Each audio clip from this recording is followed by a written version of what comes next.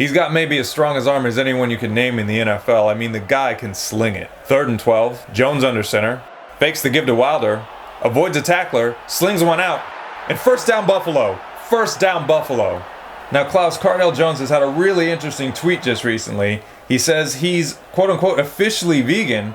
Now, do you think that's going to affect his game here today? I imagine, Brian, he is going to be more focused. He's not going to have to worry about dying prematurely from heart disease. And, I just think he's going to have that focus on making the passes. Heart disease can be a real distraction on the field. Well, Klaus, if we zoom in very closely here, we can already see that broccoli is starting to shoot out of Jones's ears, one of the side effects of the new diet. And that's an excellent call out on the heart disease, Klaus. It is the leading killer of Americans. Now, he said he needs help with the diet and getting enough protein. We sat down with Dr. Neil Bernard and other nutrition experts and asked them where vegans like Cardale Jones can get their protein.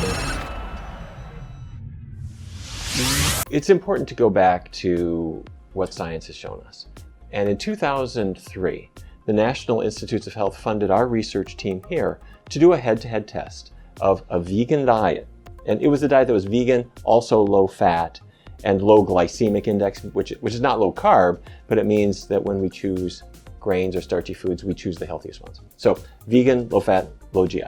We tested that against a more conventional diet, and the vegan diet really did great. The people did better than with the other. We absolutely get all the nutrients that we need from plants because that's where the animals get them. Plants are the fundamental purveyors of protein. We don't need to eat animal products. We can get everything we need from plants. I grew up thinking that we had to eat animal products in order to get the necessary nutrients, in order to maintain muscle mass and be athletic and have our brains function optimally. I grew up as a typical proteinaholic. But over the course of time and having studied nutrition now for over 10 years, having gotten a PhD in nutrition, I'm firmly convinced that animal protein is not necessary. And in fact, not only is it not necessary, it's actually harmful, it's inflammatory, and it leads to a whole collection of it increases your risk for chronic disease. You don't need to eat a drop of animal products. A plant-based diet is unbelievably nutrient dense. The question I frequently get is, well, where will I get my protein?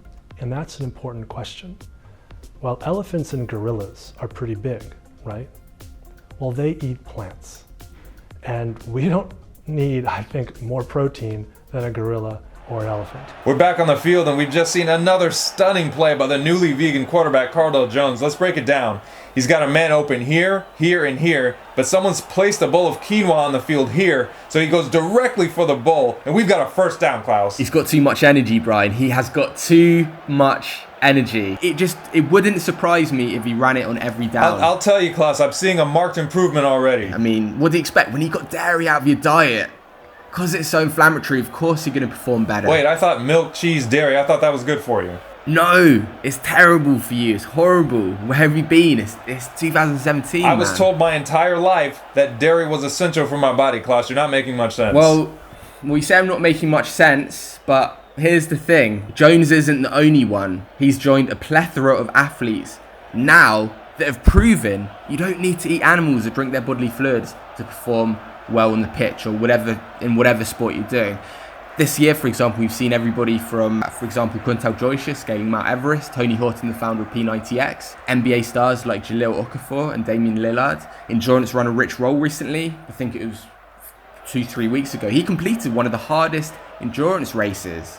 And the guy's 50. All of these feats of athleticism, all done on a plant-based diet, a vegan diet, and virtually all of them reporting improved performances. That's some in-depth commentary from Klaus Mitchell. Now, why did we wait so long, Klaus, to wise up to this stuff? That's a really, really good question. I don't know exactly, but what I can say to you is, all I can say is more and more athletes are coming to their senses. We have to take a quick commercial break brought to you by the idea of human compassion and empathy. Human compassion and empathy. Everyone's got it, so just do it. We'll be right back with more vegan athletes showing up meat eaters after this.